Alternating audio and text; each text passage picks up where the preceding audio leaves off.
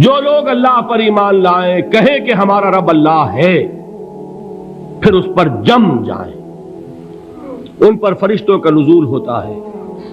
نہ کوئی غم کرو نہ خوف، خوشیاں مناؤ جنت کی جس کا تم سے وعدہ کیا گیا تھا۔ اللہ کی ربوبیت پر اطمینان جب انسان کو ہو جاتا، میرا رب اللہ ہے، ربی اللہ، انسان کے لیے نہ کوئی کھٹکا، نہ کوئی خطرہ، نہ کوئی خوف، نہ کوئی حزن۔ جو کچھ ہو رہا ہے کس کے اذن سے ہو رہا ہے؟ اللہ کے اذن سے۔ اللہ کے اذن کے بغیر پتہ تک نہیں ہلتا۔ یہ کوئی اندھا بہرا مادہ نہیں ہے جس سے مجھے کوئی خوف ہو۔ اندھا بھینسا چلا آ رہا ہو، اس سے تو ڈرنے کا ہر انسان کو ڈرنا چاہیے، نہ معلوم کس کو ٹکر مار دے۔ لیکن نہیں، اس کائنات کو چلانے والا ایک سمیع و بصیر خدا ہے، وہ جو میرا دوست ہے، میرا ولی ہے۔ اللہ ولی الذین آمنوا یخرجہم من الظلمات الی النور۔ اللہ اہل ایمان کا ولی ہے، ساتھی ہے، پشت پناہ ہے، مددگار ہے، حمایتی ہے۔ بتائیے جسے یقین ہو جائے کہ اللہ میرا مددگار، اللہ میرا محافظ، اللہ میرا پشت پناہ، اللہ میرا حمایتی، اس کے لیے کوئی خوف ہوگا؟ اس سے کوئی ڈر ہوگا؟ میں مثال دیا کرتا ہوں ایک بہت سادہ، پنجاب کے دیہات کی۔ تو بڑا چودھری ہے اور کوئی غریب کسان ہے۔ اس غریب کسان کے جانوروں کو ہر وقت اندیشہ ہوگا چوری کا، کوئی میری بھینس کھول کر نہ لے جائے، کوئی میرا بیل کھول کر نہ لے جائے۔ لیکن جس کے بارے میں یہ سب کو معلوم ہو کہ وہ جو بڑا چودھری ہے وہ اس کا دوست ہے، اس کی بچیا کو کوئی خوف ہوگا؟ اس کی بھینس پر کوئی ہاتھ ڈالے گا؟ اسے کوئی اندیشہ ہوگا؟ نہیں۔ کیوں؟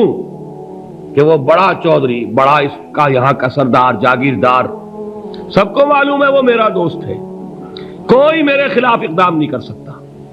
اس دنیا میں یہ چھوٹی سی بات اگر آپ کے دلی اطمینان اور سکون کا باعث بن سکتی ہے تو ذرا تصور کیجئے۔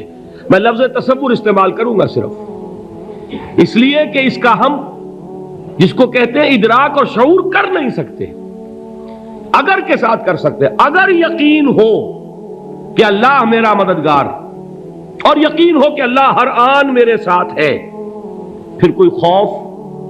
کس کا خوف؟ کوئی شے اللہ سے بالاتر ہے؟ کوئی قوت اس سے زیادہ طاقتور ہے؟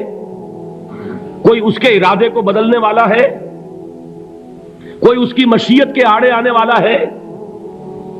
یہی بات ہے جو حضور نے فرمائی۔ یہ ایمان کا حاصل ہے لب لباب،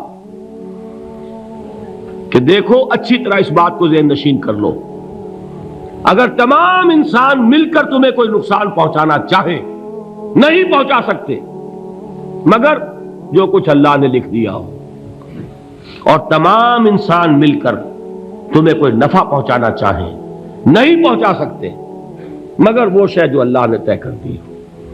آپ پھر میں کہوں گا ذرا طاری کیجئے، اسے فرض کیجئے، اسے سوچئے۔ اگر اس حدیث پر ہمارا دل ٹھکا ہوا ہو تو کسی سے ڈر ہوگا؟ یہ مجھے نقصان نہ پہنچا دے، یہ میری رپورٹ خراب نہ کر دے، یہ میری انکریمنٹ نہ رکوا دے، یہ میرا یہ نہ بگاڑ دے، یہ میرا یہ نقصان نہ پہنچا دے۔ اس کا ڈر، اس کا ڈر، اس کا خوف، اس کی خوشامد، اس کے لیے جا کر طرح طرح سے اپنی عزت نفس کو ذلیل کروانا اس کے سامنے، یہ سب کچھ کیوں کرتا ہے انسان؟ جب سمجھتا ہے کہ اس کے ہاتھ میں میرا کوئی نفع ہے، اس کے ہاتھ میں میرے لیے کوئی ضرر ہے، یہ مجھے کوئی گزن پہنچا سکتا ہے، یہ مجھے کوئی نقصان پہنچا سکتا ہے، یہ میرا کوئی کام بنا سکتا ہے، یہ میری کوئی ضرورت پوری کر سکتا ہے، اسی کا نام شرک ہے۔ جہاں آپ نے یہ سمجھا کہ غیر اللہ کے اندر کوئی طاقت موجود ہے، وہی شرک ہے۔ بتوں سے تجھ کو امیدیں، خدا سے نومیدی، مجھے بتا تو صحیح اور کافری کیا ہے؟ شرک تو یہ ہے۔